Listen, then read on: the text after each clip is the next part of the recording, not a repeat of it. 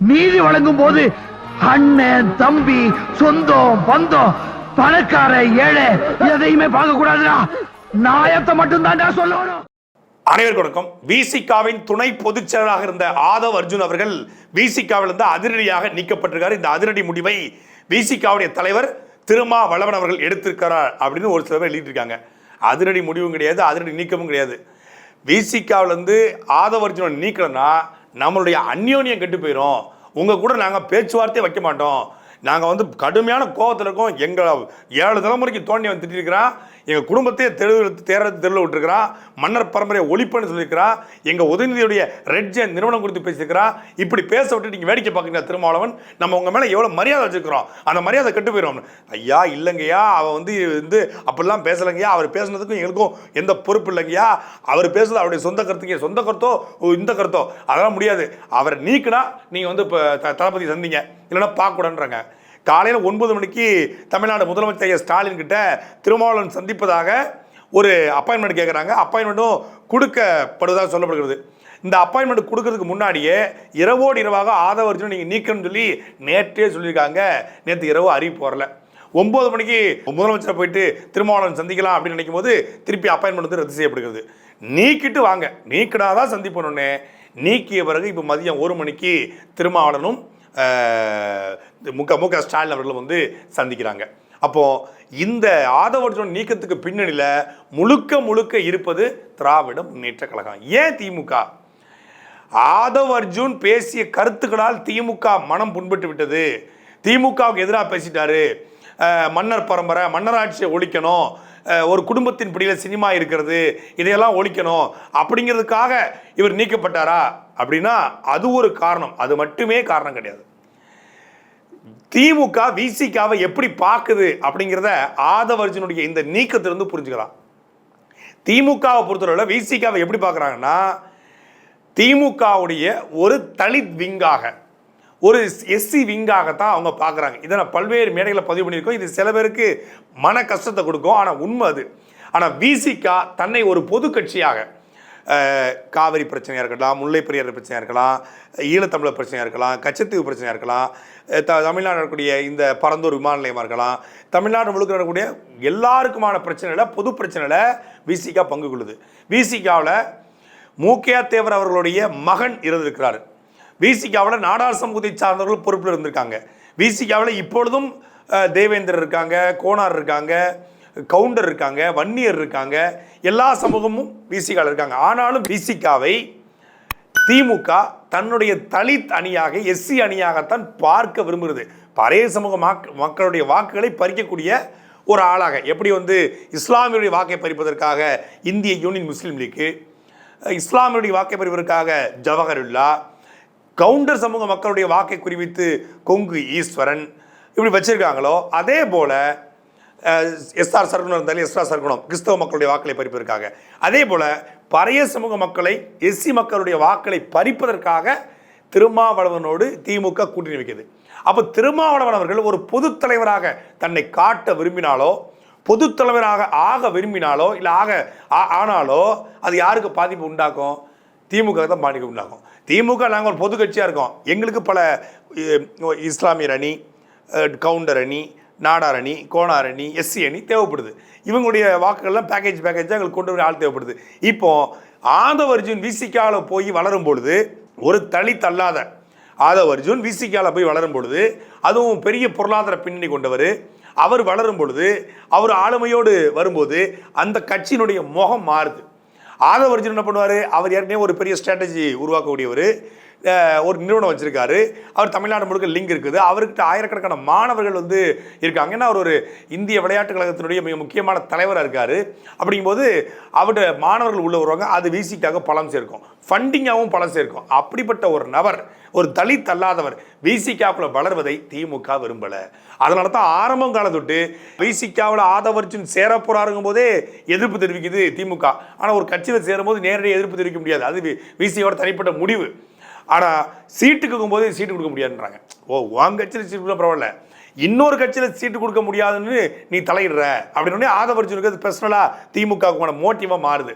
லாட்டி மாட்டினும் என் மருமகன் பல கோடிக்கு அதிபதி, நான் உனக்கு எவ்வளவோ பணம் கொடுத்துருக்குறேன், என் மருமகனுக்கு இன்னொரு கட்சியில் சீட் கொடுப்பதற்கு நீங்கள் தடையாக இருக்கீங்களே, என் எம்பி ஆகக்கூடாதா, என் மருமகன் இத்தனையாயிரம் கோடி பணம் வச்சுருக்கிறோம், நாங்கள் எம்பி ஆகக்கூடாதா அப்படின்னு சொல்லி அவங்களுக்கு ஒரு மோட்டிவ் உருவாகுது. இன்னொரு பக்கம் அப்போ சீட்டு தான் கொடுக்க முடியலன்னு சொல்ல முடியும், நீ விசிகால பொறுப்பு கொடுக்க முடியாது அப்படின்னு திமுகவால் சொல்ல முடியாது. ஆனால் பொறுப்பு வழங்கப்படுகிறது. சரி, மீண்டும் ஆதவர்ஜுன் ஆட்சியிலும் பங்கு அதிகாரத்திலும் பங்கு அப்படின்னு சொன்ன உடனே எப்படா வாய்ப்பு கிடைக்கும், ஆதவர்ஜுனை காலி பண்ணலாம், விசிகாலேருந்து நீக்க வைக்கலாம் அப்படின்னு காத்து கொடுத்த திமுக அப்போ ஒரு பெரிய லாபி பண்ணுது. மீண்டும் ஸ்டாலினை போய் திருமாவளவன் சந்திக்கிறாரு, சமரச பேச்சுவார்த்தை நடைபெறுது, அரை மணி நேரம் தனியாக பேசுகிறாரு.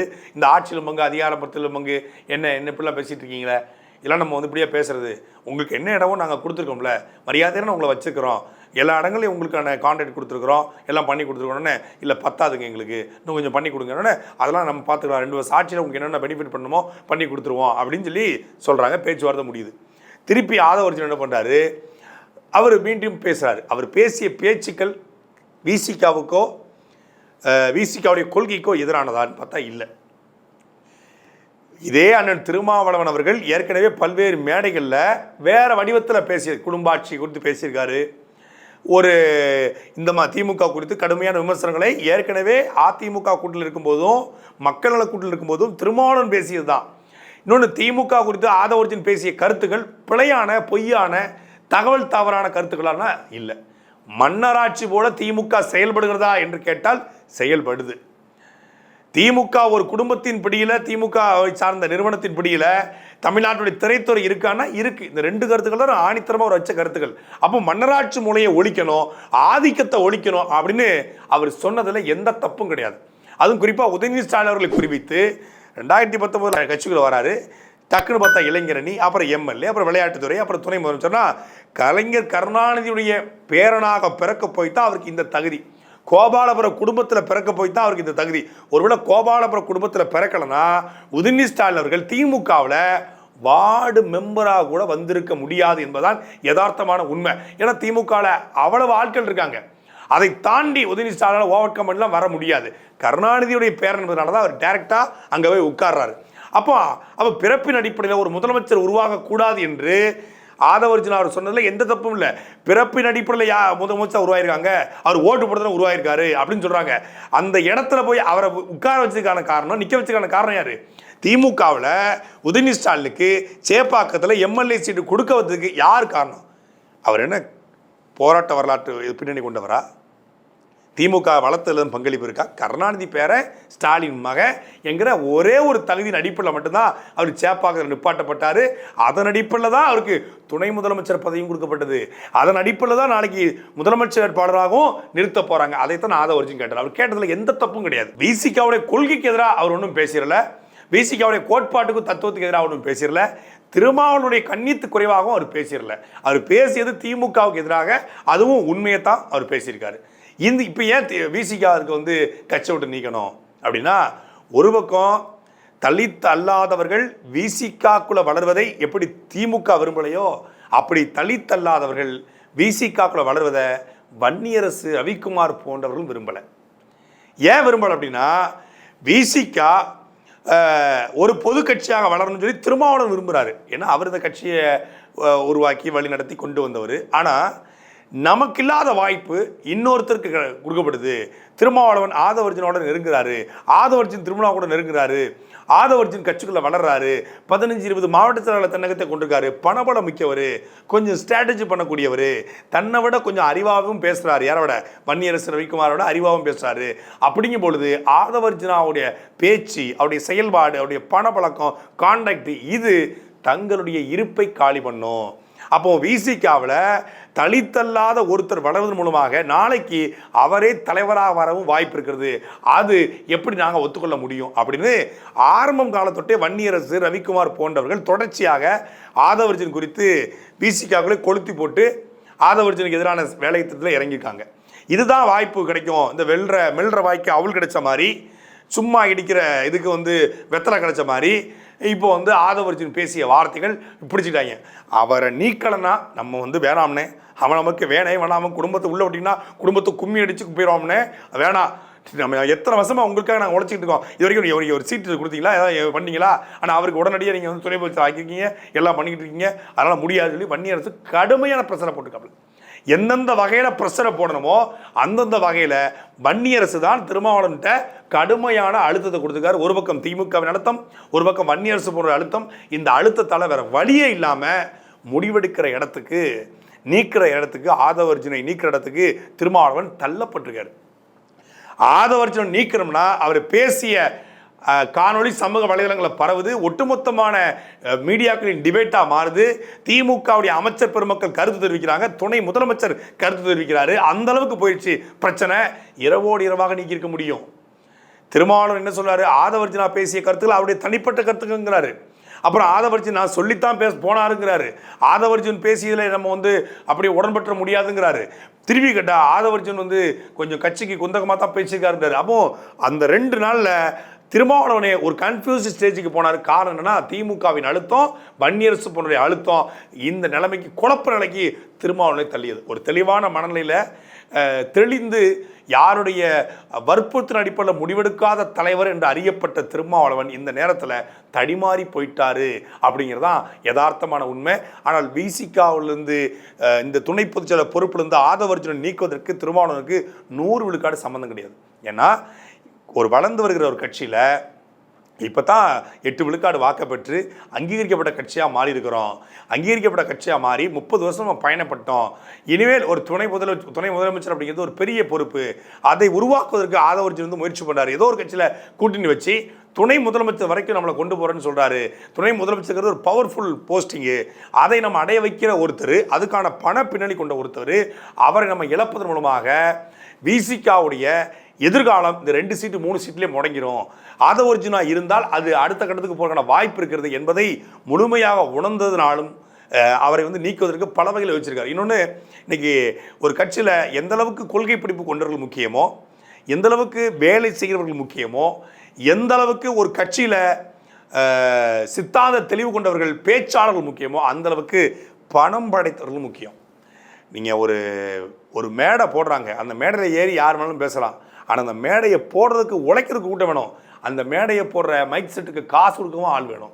அப்படி இருந்தால் மட்டும்தான் ஒரு இயக்கம் பேரியக்கமாக மாறும். எல்லா வகையான ஆற்றலும் தேவைப்படுது. அப்படி விசிகாக்கு மிகப்பெரிய ஒரு கொடை போல வந்து சேர்ந்தவர் ஆதவர்ஜுன். அவரை நீக்குவதற்கு திருமாவளவனுக்கு 100 விழுக்காடு சம்பந்தம் கிடையாது. ஆனாலும் வேற வழி இல்லாமல் நெருக்கடிகளுக்கு மத்தியில் அவர் நீக்கியிருக்காரு. இப்போ ஆதவர்ஜுன் என்ன முடிவெடுக்க போறாரு? 6 மாதங்கிறது கிட்டத்தட்ட கட்சியோட நீக்கின மாதிரி தான். அது 6 மாதம் அவர் அமைதியாக இருந்து திருப்பி வரப்போகிறது இல்லை. ஆனால் ஆதவர்ஜுன் என்ன முடிவெடுக்க போறார் அப்படிங்கிறது ஏற்கனவே அந்த வாய்ஸ் ஆஃப் காமன் அப்படிங்கிற நிறுவனத்தை ஒரு இயக்கமாக, ஒரு தேர்தல் அரசியல் இயக்கமாக மாற்ற போகிறோம் அப்படின்னு சொல்லி விகடனிலையும் சொல்லியிருந்தாங்க. அது அரசியல் பொறுத்தளவு செய்தி வந்து இப்போ வாய்ஸ் ஆஃப் காமனை ஒரு நிறுவனமாக இருக்கிறத வாய்ஸ் ஆஃப் காமனை இயக்கமாக மாற்றி அந்த இயக்கத்தை தேர்தல் அரசியலில் ஈடுபடக்கூடிய ஒரு கட்சியோடு கூட்டணி வைத்து அதன் மூலமாக தமிழ்நாட்டில் 2026 ஒரு பெரும் தாக்கத்தை ஏற்படுத்துங்கிறது ஆதவர்ஜுனுடைய ப்ராஜெக்ட். ஆதவர்ஜுன் அவர்களை பொறுத்தளவில் மக்கள் அரசியல், மக்களுக்கான அரசியலும் இல்லை, தேர்தல் அரசியலில் பணம் இருக்குது.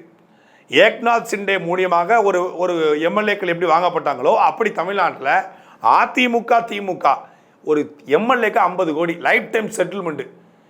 அதாவது வேற கட்சியில் ஜெயிக்கிறது, ஜெயிச்ச பிறகு உனக்கு 50 கோடி தர, நீ வா, உனக்கு அதிகபட்சம் 100 கோடி, உனக்கு என்ன ஆசை வா. ஏன்னா அதை கொடுப்பதற்கு நீங்கள் 100 எம்எல்ஏ 50 கோடி எவ்வளோ ஆச்சு? அதிகபட்சம் 5000 கோடி. 5000 கோடிங்கிறது அவங்களுக்கு hello mister Vanniyarasu take the 200 அப்படின்னு போடுற மாதிரி. அதாவது ஒரு தேர்தலில் போகிற நாயை கொண்டு பிஸ்கட் போடுற மாதிரி தான் 5000 கோடிங்கிறது ஆதவர்ஜுனா ஃபேமிலிக்கு. அப்போ 2026 தேர்தலில் இந்த மாதிரி ஒரு 100 எம்எல்ஏக்களை வாங்கினா தமிழ்நாட்டினுடைய அரசியலை தீர்மானிக்கிற இடத்துல ஆதவர்ஜுனா இருப்பார் அப்படிங்கிறது அவங்களுடைய நம்பிக்கை. வடநாடுகளில் வாங்கப்பட்டது போல தமிழ்நாட்டில் வாங்க முடியுமா அப்படிங்கிற கேள்விக்கு 2026 தேர்தல் களம் தான் பதில் சொல்ல போகுது. சாட்டை எடுத்து நாட்டை திருத்து, இளம் தலைமுறை தானே நீ